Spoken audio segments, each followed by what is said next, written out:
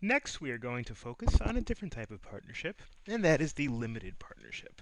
The major difference between the limited partnership and the general partnership, which we just discussed, is that some of the partners in the limited partnership, namely the limited partners, A, take no part in the management, but as compensation for that, they are also not liable for partnership debts. That's the key about a limited partnership. The idea of the limited partnership, and the reason why the limited partnership was created in the first place, is that it was designed to keep the control, taxation, and simplicity benefits of the partnership, in other words, to not have to actually go to a corporation, but eliminate the problem of unlimited liability that plagues ordinary partnerships. In other words, in the old days, there was really just two types of businesses. There was the partnership, or I guess the sole proprietorship, if it was one person, and then there was the corporation. And the corporation had the advantage of unlimited liability, whereas the partnership had the advantage in term, the corporation had the benefit of limited liability, which meant that the shareholders were not liable for corporate debts, whereas the partnership or the sole proprietorship had only single taxation, was only taxed once, and had more simplicity than a regular corporation. So the limited partnership was created to kind of be a little bit of a hybrid. Today we'll see there's probably a better hybrid called the LLC, but the limited partnership it does require a filing with the state. Unlike the general partnership, which we saw a little while ago, you actually have to file with the state in order to establish a limited partnership. And you have, in a limited partnership, two groups of owners. You've got the general partners. These are the people who essentially are comparable to the general partners or the regular partners in a general partnership. These are the controllers. They have unlimited liability, but they also manage the company.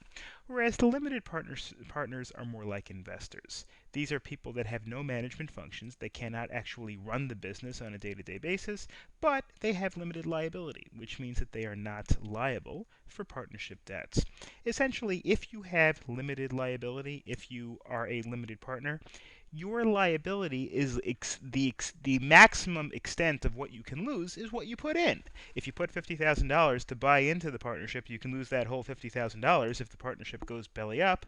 But on the other hand, if the partnership commits a tort, if the partnership signs a contract, if the partnership gets some sort of a judgment or a debt, you are not personally liable. So really the most you can lose is what you put in. That's the whole idea of limited liability. A limited partnership, unlike a general partnership, is not automatically dissolved by transferring interest to a third party. When we talked about a general partnership, remember how it dissolved pretty much whenever anything happened. When a partner decided to leave, when there was a reorganization, pretty much anything caused the partnership to dissolve. Limited partnership is not quite the same thing. When you're talking about taxation, well, taxation has the same as a general partnership. Taxation, if you may recall, when we talked about a general partnership, occurs on an individual level when you're talking about a partnership. In other words, each partner has to pay tax on his or her share of the partnership profits. The partnership itself does not actually pay any of its own income taxes. Instead, the partners get a Schedule K1 from the partnership, which the partnership does file its own tax return. It's called the Form 1065. Then the Form 1065 kind of tells everybody what their income is, but the partnership itself doesn't pay its own income tax. Unlike a corporation is its own entity and files its own income tax return and pays its own income tax. But the partnership, on the other hand, is only taxed at one level, and that's the level of the individual. That's the level of the partners themselves. Capitalization, of course, which means getting money, is easier than in a general partnership because people can invest without working at the business or assuming liability. It's a lot easier to get somebody to invest and become a partner if you can say, don't worry, you're only going to have limited liability. Whereas if you have to tell a person you're going to be liable for debts, it's going to be much harder to get people to sign on to become partners. So limited partnership has that advantage. It's a little easier to get investors. Many of the other rules, as we're going to see, are going to be very similar to the general partnership. In fact, the general partnership rules pretty much all apply to the limited partnership, except for the distinctions that we already discussed, namely that some partners are only limited partners, they're going to have limited liability, they don't have management roles in the company, and the sale of one person's interest doesn't automatically dissolve the entire thing.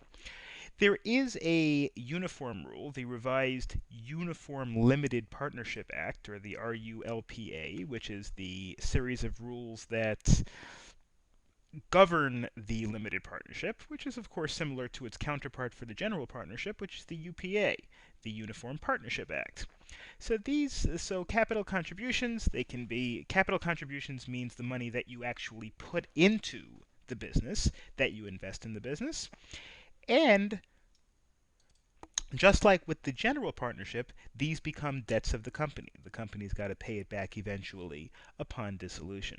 So these can be in cash, property, even services, promissory notes, pretty much anything that can be contributed to a company. Just like with a general partnership, there can be a partnership agreement. There doesn't necessarily have to be a partnership agreement, but there usually is. There has to be a certificate. Again, unlike a general partnership, which you can just start operating without any certificate, you do need to file something with the state, and that is the certificate. So there does have to be a certificate. And usually there will also be a document, and the document will set forth the rights and duties of the partners, the terms and conditions regarding the operation of the business, and terms regarding dissolution or termination of the entity. There are default rules. If some of these things aren't covered, then you have to look to the revised Uniform Limited Partnership Act. And the rules that we're discussing and that we have discussed so far are, generally speaking, the default rules.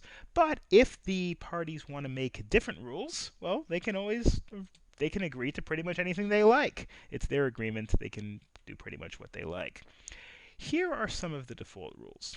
And that is, to start with, the uniform rule regarding profits and losses. And the rule here is very simple.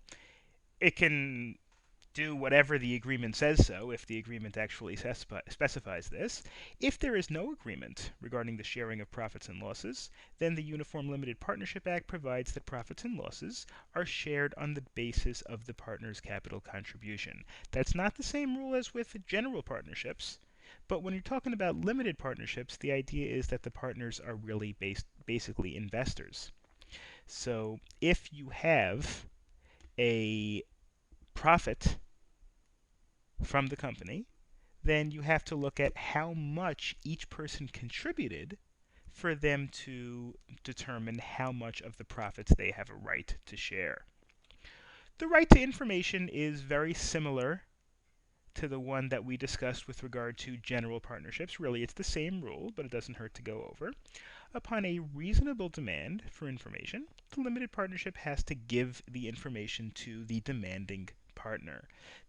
They also have to keep the records. If they don't keep the records, then they will be in violation of the duty of care, which, as we discussed before, is owed by the partners to each other.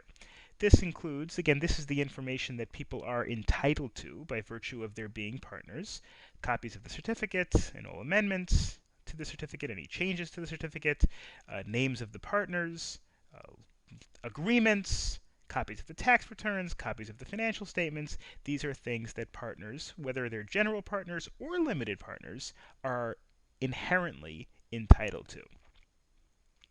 Can you add partners? The answer, of course, is yes, if you have the consent of all the partners, or unless the agreement specifies otherwise. The default rule under the revised Uniform Limited Partnership Act is that all the partners have to agree before you add another partner to the partnership. On the other hand, if the original agreement said that we can add partners by majority vote or by 2/3 vote or by whatever vote is specified, then that controls. In other words, the agreement can change the default rules to whatever extent the partners agree. So new partners can be admitted, but under the terms specified in the agreement. But if the agreement doesn't specify anything one way or the other, well, then you need all the partners to agree in order to add a new partner. Usually, this new partner will be an investor. The new partner will probably be a limited partner, where the new partner will give certain capital contributions to the company in exchange for an ownership share of the business.